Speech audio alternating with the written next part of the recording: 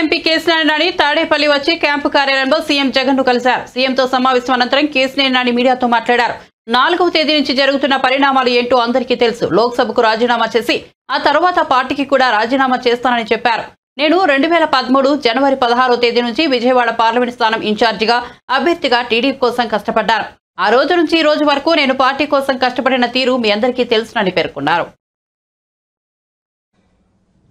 So ఇవన్నీ చూస్తే చంద్రబాబు మోసగాడని చెప్పి ఈ ప్రపంచానికి తెలుసు.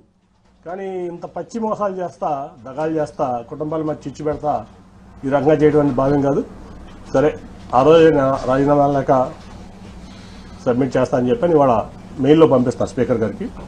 అట్లాగే నా పార్టీ రాజీనామా లేక కూడా అది పంపించగానే ఇది కూడా పంపిస్తారు. అట్ ది సేమ్ టైం మర్యాదపూర్వకంగా మన ముఖ్యమంత్రి గారిని కలవడం జరిగింది.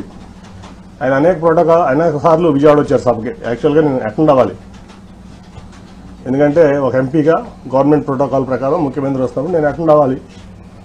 అది నా బాధ్యత, హక్కు కూడా. కానీ ఏ రోజు పార్టీ నన్ను అటెండ్ అవ్వద్దని చెప్పడం వల్ల నేను అటెండ్ అవ్వలేకపోయా. ఇవాళ వరకు ఒక్కసారి మాత్రం రాష్ట్రపతి వచ్చినప్పుడు రాజ్భవన్లో కలిసి నేను విష్ చేశాను ఆయన, అంతే తప్ప నేను ఇంతవరకు ఆయన ఎప్పుడు డైరెక్ట్గా కలవడం జరగలేదు, ఫోన్లో కూడా మాట్లాడలేదు. ఇవాళ బాగా రిసీవ్ చేస్తున్నారు ఆయన నన్ను. ఖచ్చితంగా మనం కలిసి ప్రయాణం చేద్దామని చెప్పి ఆయన చెప్పారు. కాబట్టి నేను పార్టీకి రాజీనామా చేశాను కాబట్టి ఇప్పుడు నేను ఫ్రీ బర్డ్ని. సో నా నిర్ణయాలు నేను తీసుకుంటా. ఒకటైతే గ్యారంటీ, చంద్రబాబు నాయుడు అనే వ్యక్తి పచ్చి మోసగాడు, దాంట్లో డౌటే లేదు. ఈ రాష్ట్రానికి పనికిరాని వ్యక్తి అతను. సరే, జనం దేవుడు అనుకుంటారా, లేదా కులపరంగా అనుకుంటారా, మీడియా పరంగా అనుకుంటారా, లేదా మరి ఎందుకు అనుకుంటారా నాకు తెలియదు. కానీ ఈ జగన్మోహన్ రెడ్డి గారు అయితే పేదల పక్షపాతి, నిరుపేదల పక్షపాతి. డెవలప్మెంట్ అనుకుంటారా, కోవిడ్ వల్ల కొన్ని కారణం 2 ఏళ్లు భారతదేశం ఇబ్బంది పడింది, ప్రపంచమే ఇబ్బంది పడింది, భారతదేశం కూడా ఇబ్బంది పడింది. సరే, డెవలప్మెంట్ అవ్వదు, అటు ఇటు అవుతుంది. కానీ ప్రజలను హ్యాపీ పెట్టే దాంట్లో దాదాపు 2 లక్షల కోట్ల చిల్లర వాళ్ళ వరకు సంక్షేమం ఇచ్చారు ఆయన.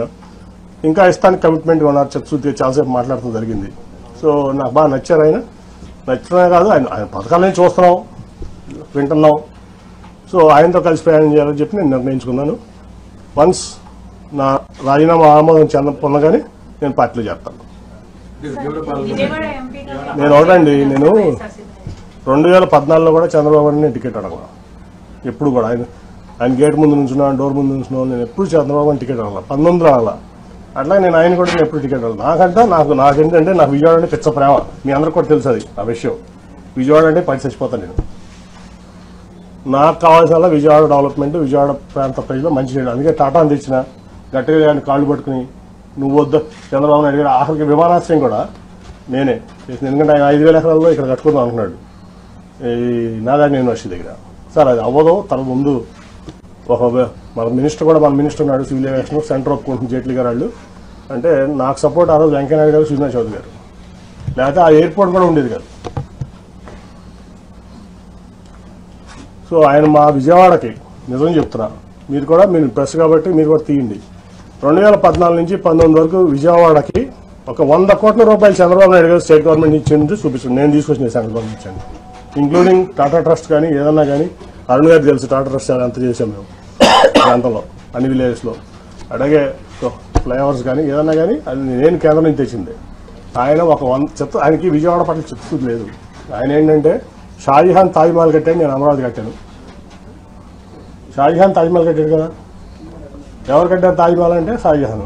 అమరావతి ఎవరు కట్టారంటే చంద్రబాబు నాయుడు కట్టాలన్న ఇది తప్ప విజయవాడ పట్ల ఆయన చిత్తశుద్ధి లేదు. నాకు తెలిసి ఎప్పుడు అది ఒక 100 కోట్లు కూడా